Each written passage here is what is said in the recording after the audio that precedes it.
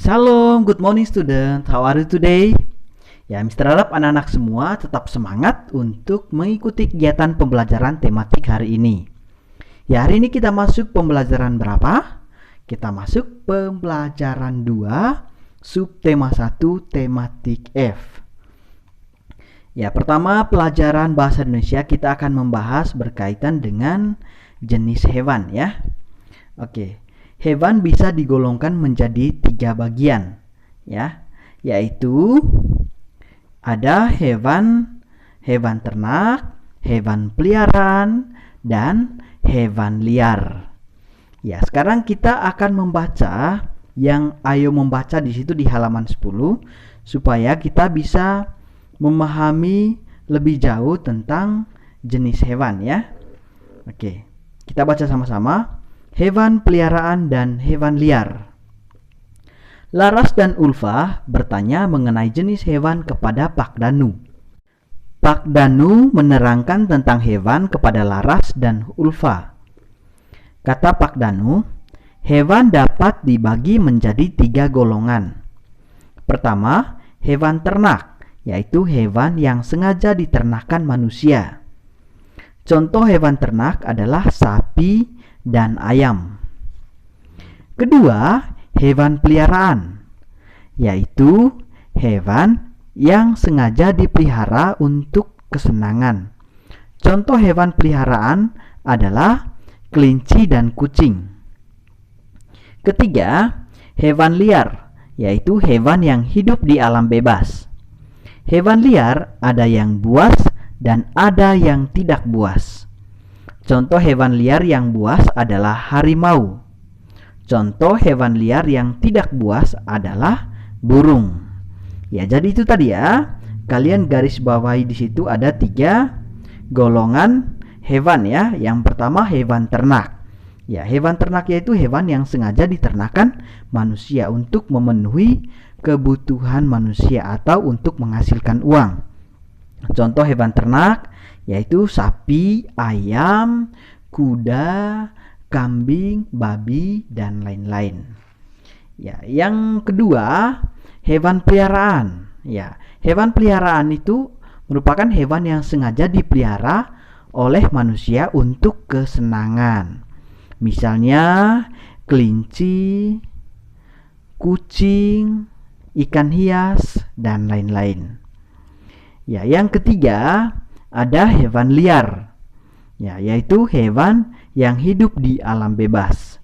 Nah, hewan liar ini dibagikan menjadi 2 bagian lagi, ya, yaitu hewan liar yang buas dan hewan liar yang tidak buas. Ya, hewan liar yang buas, contohnya harimau, singa, buaya, komodo, ular berbisa, dan lain-lain. Ya, mengapa disebut hewan buas? Karena dia sangat berbahaya dan sangat mematikan ya. Oke, selanjutnya hewan liar yang tidak buas. Ya, contohnya yaitu burung ya. Burung, cacing, semut, capung, dan lain-lain. Oke anak-anak, selanjutnya kita akan menjawab pertanyaan di bawahnya di halaman 11 yang ayo mencari tahu. 1. Apa yang dimaksud dengan hewan ternak? Ya, jawabannya di situ adalah hewan yang sengaja diternakan manusia. 2. Sebutkan alasan orang memelihara hewan peliharaan. Ya, jawabannya untuk kesenangan. 3. Apa yang dimaksud dengan hewan liar? Ya, jawabannya hewan yang hidup di alam bebas. 4. Sebutkan 3 contoh hewan liar. Ya, contohnya harimau, singa, dan burung. 5. Mengapa hewan buas berbahaya bagi manusia? Ya, jawabannya karena bisa menyakitkan manusia atau mematikan manusia. Ya, makanya hewan buas itu sangat berbahaya. Oke anak-anak, selanjutnya kita perhatikan yang ayo menulis di halaman 11. Tulislah kalimat-kalimat berikut dengan menggunakan huruf tegak bersambung.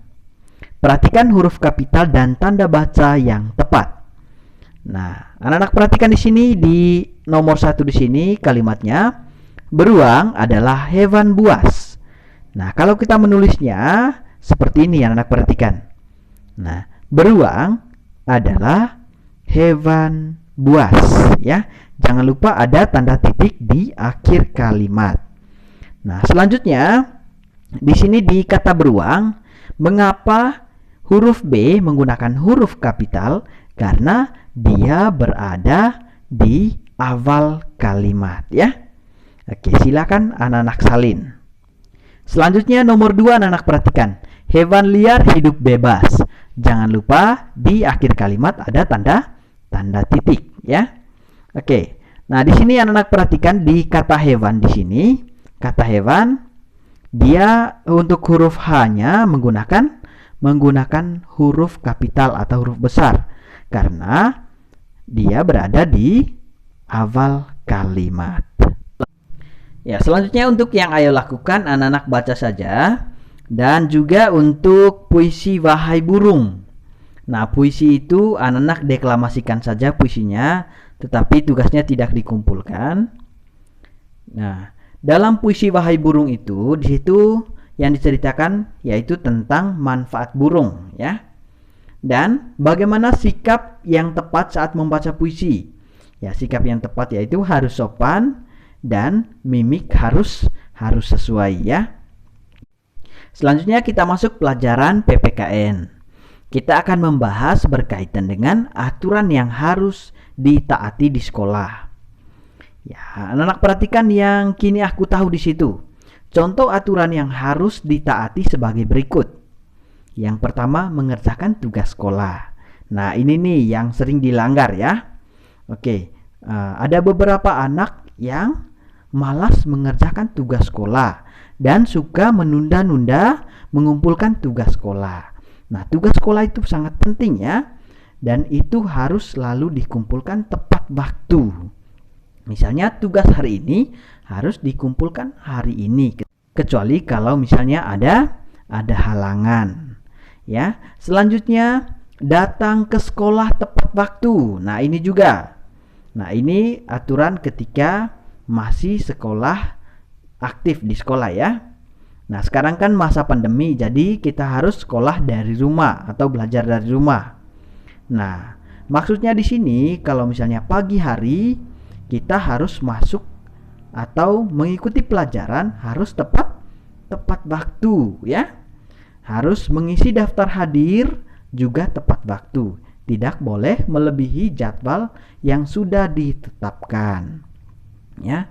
Selanjutnya menjaga ketertiban sekolah. Nah, kita harus tertib saat di sekolah atau saat mengikuti pelajaran. Ya. Selanjutnya menjaga kebersihan di lingkungan sekolah. Nah, di lingkungan sekolah agar kita belajar lebih nyaman, kita harus selalu menjaga kebersihan. Selanjutnya tertib mendengar guru saat mengajar di kelas. Nah, ini juga kita harus tertib saat mengikuti pelajaran. Ya, kalau ada anak yang tidak tertib, itu dapat mengganggu teman-teman yang lain, ya. Oke, jadi pelajaran buat anak-anak adalah kalian harus tertib, ya. Tertib saat mengikuti pelajaran. Nah, kalau misalnya sebelumnya tidak tertib, sekarang mulai dari hari ini kalian harus tertib, ya, karena itu bisa mempengaruhi penilaian sikap buat anak-anak. Ya, selain itu juga aturan lain mengenakan seragam sekolah sesuai dengan jadwal, ya. Nah, ini wajib, ya. Walaupun kalian belajar dari rumah, kalian harus tetap mengenakan seragam dari sekolah sesuai dengan jadwal. Selanjutnya kita akan perhatikan yang ayo berpikir di bawahnya. Beri tanda centang untuk aturan yang berlaku di sekolah. Nah, yang pertama, memakai seragam sekolah. Itu kasih tanda centang. 2, bermain di halaman sekolah atau di lapangan sekolah, ya. Itu kasih tanda centang juga. Yang berikutnya 3, boleh membawa mainan. Itu kasih tanda silang, ya. karena sekolah tidak menuntut anak-anak untuk harus membawa mainan. Selanjutnya, beristirahat sesuai waktunya. Nah, itu kasih tanda centang. Selanjutnya, tidak mengerjakan tugas. Kasih tanda silang ya. Oke. Selanjutnya, menghormati guru. Kasih tanda centang. Selanjutnya, membawa uang yang banyak. Itu kasih tanda silang ya. Oke, kalau misalnya kita mau jajan di sekolah, harus membawa uang secukupnya. Selanjutnya, tidak ikut upacara bendera. Itu kasih tanda silang juga. Selanjutnya, tugas anak-anak adalah kalian buka halaman 14. Kalian perhatikan, ayo mengomunikasikan. Nah, kalian di situ tulis tata tertib yang ada di sekolah ya. Kalian tulis kembali tata tertib yang ada di sekolah dengan menggunakan huruf tegak bersambung ya. Jangan lupa dalam menulis huruf tegak bersambung perhatikan juga penulisan huruf kapitalnya. Oke, silakan anak-anak kerjakan. Oke anak-anak, selanjutnya kita masuk pelajaran 3 ya. Mister harap anak-anak tetap semangat ya. Oke, anak-anak perhatikan yang ayo mengamati di situ. Nah, di situ Pak Danu sedang memberi makan hewan peliharaannya. Ya. Pak Danu memiliki banyak hewan peliharaan. Ia selalu menjaga dan merawat hewan peliharaan dengan baik.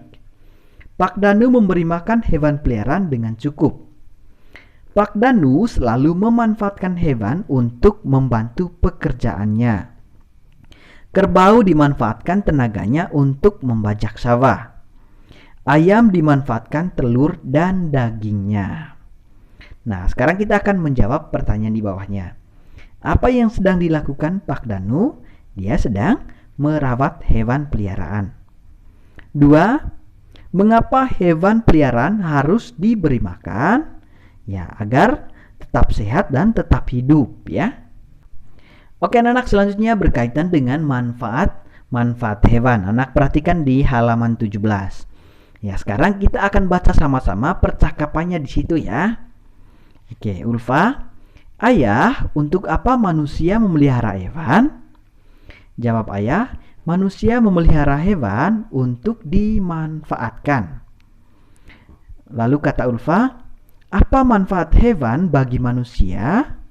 Jawab ayah, hewan dimanfaatkan untuk menghasilkan uang, membantu kegiatan sehari-hari, dan untuk kesenangan. Tanya Ulfa lagi, apa contoh hewan yang dapat menghasilkan uang? Jawab ayah, ayam menghasilkan telur. Saat peternak ayam menjual telur ayam, peternak ayam akan mendapatkan uang. Kata Ulfa, oh iya ayah, apa contoh hewan untuk kesenangan? Jawab ayah, orang memelihara kelinci untuk kesenangan, karena kelinci dapat diajak main. Contoh hewan untuk membantu kegiatan manusia adalah penggunaan tenaga kuda untuk menarik delman. Lalu, kata Ulfa, terima kasih ayah atas penjelasannya. Kalau begitu, hewan sangat berguna bagi manusia ya. Ya, jadi banyak sekali manfaat hewan untuk kehidupan manusia. Maka kita harus selalu menjaga hewan yang ada di sekitar kita ya. Oke anak-anak, selanjutnya kita perhatikan yang ayo mencari tahu di halaman 18. Kita akan sama-sama menjawab pertanyaannya ya. Nah, nomor 1, apa tujuan manusia memelihara hewan? Ya, jawabannya apa? Untuk dimanfaatkan. Silakan anak tulis di situ ya. Oke, 2, jelaskan manfaat hewan-hewan yang dipelihara manusia. Ya, jawabannya kalian tulis di situ, menghasilkan uang, membantu kegiatan sehari-hari, dan untuk kesenangan. 3, apa jenis pekerjaan yang menghasilkan uang dari hewan? Ya, jawabannya sebagai peternak. Selanjutnya 4, apa jenis pekerjaan yang memanfaatkan tenaga hewan? Ya, kusir dan petani. 5, mengapa manusia harus merawat hewan dengan baik? Jawabannya karena hewan sangat berguna untuk kehidupan manusia. Selanjutnya anak-anak perhatikan yang ayo menulis di bawahnya. Tulislah manfaat yang dapat dihasilkan ya dari sapi pada gambar yang ada di samping itu ya. 1. Manfaatnya yang pertama, dagingnya sebagai bahan makanan. 2. Susunya untuk diminum. 3. Kotorannya sebagai pupuk. Dan keempat, tenaganya untuk membantu manusia. Ya, selanjutnya yang ayo berpikir. Nah, kita akan melengkapi tabel di bawahnya itu dengan memberikan tanda centang. Ya, 1, sapi. Ya, di situ kita kasih tanda centang menghasilkan uang dan membantu kegiatan manusia ya. Kalian centang di situ. Selanjutnya ikan hias. Kalian tanda centang di bagian kesenangan manusia. 3, kucing. Di situ kalian kasih tanda centang juga di bagian kesenangan manusia. 4, kuda. Kuda di situ anak-anak kasih tanda centang menghasilkan uang dan membantu kegiatan manusia. 5, ayam. Ayam di situ kalian kasih tanda centang menghasilkan uang ya. Oke. Selanjutnya anak-anak kita perhatikan, kita akan membahas berkaitan dengan manfaat hewan liar. Ya. Hewan peliharaan memberi manfaat bagi manusia. Tahukah kamu hewan liar juga bermanfaat bagi manusia? Hewan liar berjasa bagi kehidupan manusia. Nah, sekarang anak-anak perhatikan, capung bermanfaat mengurangi jumlah nyamuk. Kalian garis bawahi di situ ya. Bila jumlah nyamuk berlebihan, maka manusia akan terganggu. Selanjutnya, cacing berjasa menyuburkan tanah. Nah, kalian garis bawahi di situ. Tanpa bantuan cacing, tanah menjadi gersang. Berikut, burung hantu berjasa memakan tikus perusak padi. Kalian garis bawahi juga. Bila banyak tikus, maka petani akan merugi. Ya. Selanjutnya, semut berjasa membersihkan sisa-sisa makanan. Tanpa semut, banyak sampah makanan berserakan. Ya, selanjutnya setelah kita memahami tentang manfaat hewan liar, kita perhatikan yang ayo lakukan di bawahnya. Kita akan lengkapi kalimat di situ dengan menggunakan kata-kata yang sudah disediakan. 1. Hewan liar juga ... bagi kehidupan manusia. Jawabannya, hewan liar juga berjasa bagi kehidupan manusia. 2. Jumlah nyamuk menjadi berkurang karena dimangsa oleh apa? Oleh capung ya. 3. Cacing menggali lubang sehingga membuat tanah menjadi apa? Menjadi subur. Selanjutnya 4. Tikus memakan ... sehingga membuat petani merugi. Siapa yang bisa menjawab? Ya, jawabannya adalah padi. Tikus memakan padi sehingga membuat petani merugi. 5. Membersihkan sisa-sisa makanan yang berserakan. Ya, jawabannya di situ adalah semut ya. Semut membersihkan sisa-sisa makanan yang berserakan. Ya, oke anak-anak, selanjutnya kita akan masuk di pelajaran matematika. Nah, di sini kita akan menyelesaikan soal cerita ya. Nah, sekarang anak-anak perhatikan di sini. Mister akan membahas soal nomor 1. Ya. Pak Danu mengemas telur ayam dalam plastik. Ada 48 butir telur. Setiap kemasan plastik berisi 8 butir telur. berapa jumlah plastik yang dibutuhkan Pak Danu untuk membungkus telur? Nah, Mister selalu kasih tahu kepada anak-anak untuk menjawab soal cerita matematika. Terlebih dahulu kita harus memahami isi dari soal cerita tersebut. Nah, sekarang anak-anak perhatikan. Nah, Pak Danu dia hendak mengemas telur ayam dalam plastik. Nah, di situ sudah ada 48 butir telur. Nah, dia harus kasih masuk dalam kemasan plastik itu berisi 8 butir telur. Nah, jadi setiap satu plastik dia harus mengisi 8 butir telur. Maka di sini kalian perhatikan pertanyaannya, berapa jumlah plastik yang dibutuhkan Pak Danu untuk membungkus telur? Nah, setelah kita memahami tadi bunyi soalnya, tadi ada 48 telur ya. Nah, setiap kemasan plastik dia harus berisi 8 butir. Maka kita bisa membawanya dalam pembagian ya.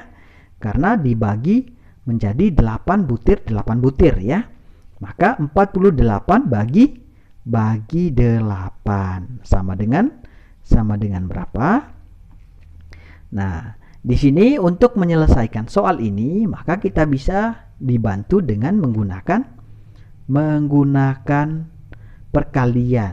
Kira-kira berapa kali 8 yang menghasilkan 48? Misalnya 1 kali 8 sama dengan 8. 2 kali 8 sama dengan 16, bukan 48. 3 kali 8, 24. 4 kali 8, 32. 5 kali 8, 40. 6 kali 8 sama dengan 48. Maka hasilnya adalah 48 bagi 8 butir telur. Itu hasilnya sama dengan 6. Karena 6 kali 8 sama dengan 48. Jadi jumlah plastik yang dibutuhkan Pak Danu adalah 6.